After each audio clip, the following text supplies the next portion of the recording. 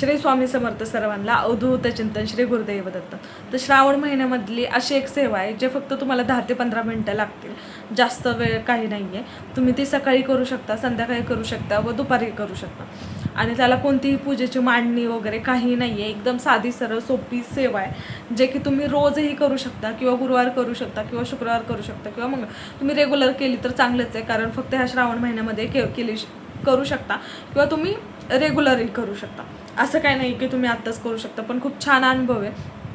ह्या सेवेमुळे तुमची दरिद्री दोष जे काही तुम्हाला लागलेले दोष असतील, काही पाठीमागच्या जन्माचे आपण काहीतरी घेऊन आलेलो असतो, पुण्य घेऊन आलो असतो, तसंच आपण काहीतरी दोषही घेऊन आलेलो असतो. तर प्रत्येक वेळेस ते दोष हा आपल्याला कुठं ना कुठं आपण पाठीमागच्या जन्मातले किंवा ते असतातच, पुढे ना पुढे येतातच. तर त्याच्यामुळं आपल्याला खूप काही अडचणी येतात, खूप काही संकटही येतं. तर त्याच्यासाठी एक सेवा आहे, तुम्ही श्रावण महिन्यामध्ये करून बघा. त्याला कोणतीही नियम अट काही नाही आहे. तुम्ही फक्त कुठेही कधी वाचू शकता. पण मी म्हणेन की सहसा तुम्ही देवासमोरच बसून वाचा. तुम्हाला फक्त त्याला 2च अध्याय वाचायचे आहेत आपल्याला. एक म्हणजे 14 अध्याय आणि दुसरा म्हणजे 18वा अध्याय. तर 14वा अध्याय जो आहे तो दरिद्री जे दोष आहेत ते सगळे निघून जातात, ते त्याच्यासाठी आहे. आणि 18वा अध्याय म्हणजे जे काही संपत्ती प्रॉपर्टी रिलेटेड असतील किंवा पैसा रिलेटेड असतील किंवा आपली काहीतरी इच्छापूर्ती असेल, कोणतीही इच्छापूर्ती असेल त्याच्यासाठी आहे. तुमची नक्की इच्छा पूर्ण होईल. तुम्ही एकदा करून बघा. एकदा म्हणजे तुम्ही आजपासूनही सुरू करू शकता. आज गुरुवार आहे, तुम्ही आज जरी कधीही वाचलं, जेव्हा कधी तुम्ही हा व्हिडिओ बघत असेल तेव्हा कधीही वाचा. तुम्हाला नक्कीच ह्याचा लाभ होईल, नक्कीच होईल. कारण मला झालेला आहे, मी वाचलेलं आहे, मला खूप छान. आणि मी हे जेवढ्या सेवा सांगते ना, ह्या सगळ्या सेवा मी केलेल्या आहेत म्हणून मी तुम्हाला सांगते. मला जेवढे चांगले अनुभव आले तुम्हालाही येतील आणि अजून आणखीन येत राहतील. शेवटी करता करविता तूच एक स्वामीनाथा. शेवटी महाराज हे आपल्याकडून करून घेणार आहे. त्यांनी जे ठरवलं तेच करणार आहे की आपल्याला काय करायचं आहे आणि काय नाही करायचं. आपण किती जरी ठरवलं तर ते ठरवणार आहेत की आपली सेवा काय आहे काय नाही. तुम्ही आता वैभव लक्ष्मीच्या उद्यापासून सेवा करू शकता. आता तुम्ही आज गुरुवार आहे, तुम्हाला 11 गुरुवार करायचे असतील किंवा उद्यापासून तुम्हाला 5 शुक्रवार करायचे असतील किंवा आता परवा दिवशी भावाचा उपवास आहे, नागपंचमीच्या आदल्या दिवशी आपला भावाचा उपवास असतो. तर तुम्ही आता हे सगळे कसं करणार? तर तुम्ही वैभव लक्ष्मीचे व्रत करू शकता किंवा मग 11 गुरुवार करू शकता. दोन्हीपैकी एक करू शकता. उपवास नाही धरला तरी चालेल, पण सेवा करा. आता मी काय करणार, मी फक्त 11 गुरुवार करणार आहेत. तो वैभव लक्ष्मीचे उपवास माझ्याकडून नाही होणार. कारण काय होईल, गुरुवार शुक्रवार आणि शनिवारचा पण उपवास असतो. श्रावण महिन्यातले माझे शुक्रवार आणि शनिवार दोन्ही पण असतात. तर त्यामुळं मग मला ते उपवास जास्त झालं की ॲसिडिटी वगैरे होईल आणि ॲसिडिटीमुळं मग मला त्रास होईल आणि विकनेस येईल. तर त्यामुळे मी काय करणार, फक्त गुरुवार करणार आहे आणि वैभव लक्ष्मीचे उपवास नाही करणार, फक्त सेवा करणार आहे आणि ग्रंथपठण करणार. तर तुम्ही अशा पद्धतीने करू शकता. फक्त ग्रंथपठण करा, सेवा वगैरे करा, पूजा वगैरे मांडा, पण उपवास नाही केला तरी चालेल. माझी इच्छा होती मला 11 गुरुवार करायचे. मी 21 केले होते, तर मला 11 करायचे. ते 21 कसे करायचे ते मी तुम्हाला सांगेल व्हिडिओमध्ये. आणि 11 मी व्हिडिओ टाकलाच आहे, तुम्ही जाऊन बघू शकता. नक्की ही सेवा करा. 14 आणि 18वा अध्याय पठण करायचं आहे. ह्याचा तुम्हाला छोटासा ग्रंथही मिळेल. जर नाहीच झालंच तर तुम्ही यूट्यूबला टाकलं किंवा गुगलला जर टाकलं ना, गुरुचरित्रामधलं 14 आणि 18वा अध्याय, तर तुम्हाला तेही कळेल. जर कोणाला वाचता येत नसेल तर तुम्ही यूट्यूबला लावून देऊ शकता. तिथूनही तुम्ही पठण करू शकता किंवा श्रवणही करू शकता. जर ज्यांना कुणाला पठण करता येत नसेल तर त्यांनी श्रवण केलं तर हे अतिउत्तम.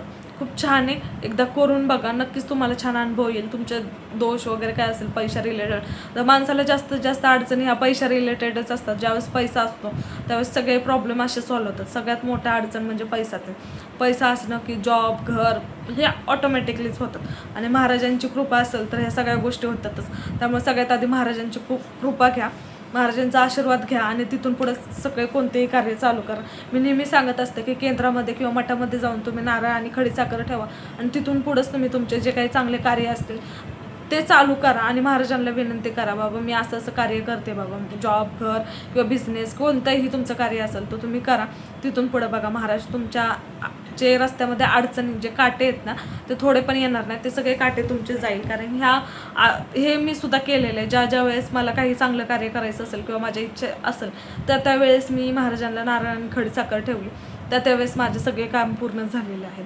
तुम्ही हे करू शकता. 14 आणि 18 अध्याय नक्की पठण करा, तुम्हाला खूप छान अनुभव येईल. आणि तुम्ही स्वामीचरित्राचं पारायण करू शकता, 11 माळे जप करू शकता. त्याच्यानंतर तुम्ही जे आपलं 11व्या तारक मंत्र याचे पठण करू शकता. तुम्ही कधी करू शकता. नाहीच काय झालं तर तुम्ही श्री स्वामी समर्थ, श्री स्वामी समर्थ, श्री स्वामी समर्थ ह्याचाही जप करू शकता. ते तर तुम्हाला उठता बसता कुठेही करू शकता. स्वामी नाम घेण्यासाठी कुठेही कधी कोणतेही त्याला बंधन नाही आहे नावाला. महाराजांचं नाव असं आहे की कुठेही कोणतंही संकट कायमचं दूर होतं म्हणजे होतं. मग कितीही मोठं संकट असू द्या, मग तुमचं कर्ज असू द्या, नाहीतर तुमची 7.5 असू द्या, नाहीतर तुम्हाला खूप मोठं वज आहे डोक्यावर, किंवा अजून तुमचे कोणते कोर्टा कचेरीचे कामं असू द्या, ते होतात म्हणजे होतात. तुम्ही फक्त महाराजांचं नाव घ्या, महाराजांचे सेवेकरी व्हा आणि सेवा करा. त्यामुळं फक्त श्रद्धा ठेवा मनात. आणि महाराज ज्यावेळेस तुम्ही मनापासून नाव घेता ना, त्यावेळेस महाराज तुम्हाला कोणत्या ना कोणत्या रूपात येतात.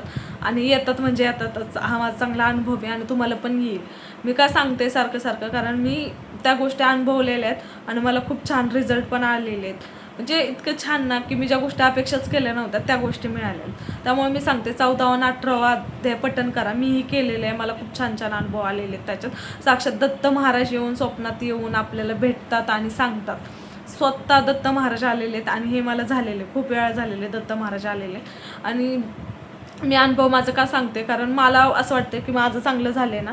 महाराज मला स्वतः आलेले आहेत भेटायला, मला बोललेले आहेत आणि मला ते कळालं सुद्धा नाही. आणि ज्यावेळेस मी उठले, अरे मला असं कसं काय झालं, 14वा आणि 18वा अध्याय वाचल्यामुळेच मला महाराज स्वतः साक्षात दत्त महाराजांनी दिलेले, मला स्वतः दर्शन दिलेले. नृसिंह महाराजांनी सुद्धा दिलेले.